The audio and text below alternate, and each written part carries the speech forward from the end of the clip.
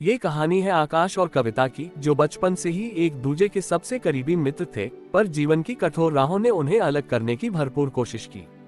आकाश एक गरीब किसान परिवार से था, जहां हर दिन की तंगी के बावजूद भी वह अपने सपनों को ऊंचा उड़ने से रोक नहीं पाता था। जबकि कविता एक प्रतिष्ठित परिवार की शान थी, जिसके अंदर खुद की पहचान के लिए निरंतर संघर्ष चलता रहता था।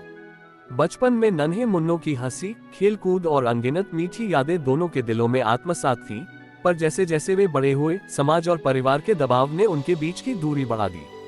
कविता के माता पिता ने उसे किसी और से शादी करने के लिए जबरन दबाव डाला, एक ऐसे व्यक्ति से जिसका जीवन में कभी संघर्ष का तड़का नहीं झेला था। और आकाश ने विदाई के क्षण में चुपके से यह वादा कर लिया कि उनका सच्चा प्यार कभी मरने वाला नहीं।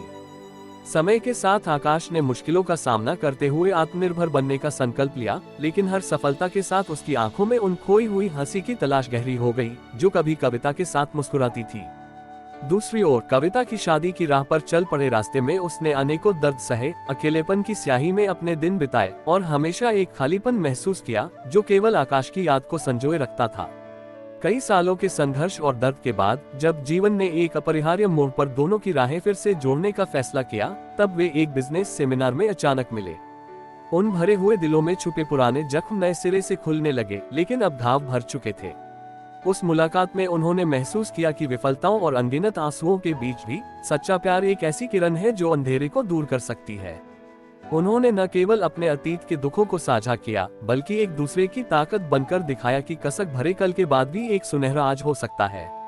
अंततः दोनों ने अपने पुराने दर्द को पीछे छोड़कर जीवन की नई शुरुआत की, जहां हर चुनौती के बाद उम्मीद की किरण जगमगाती है। सीख यही है कि सच्चा प्यार चाहे कितना भी दर्ददेह क्यों न हो, अंत में हमेशा जीत जाता है, क्योंकि जीवन के सबसे अंधेरे दौर में भी रोशनी की किरण कभी खोने नहीं देती, और जब सच्चाई मिल जाती है तो प्रेम की जीत निश्चित हो जाती है।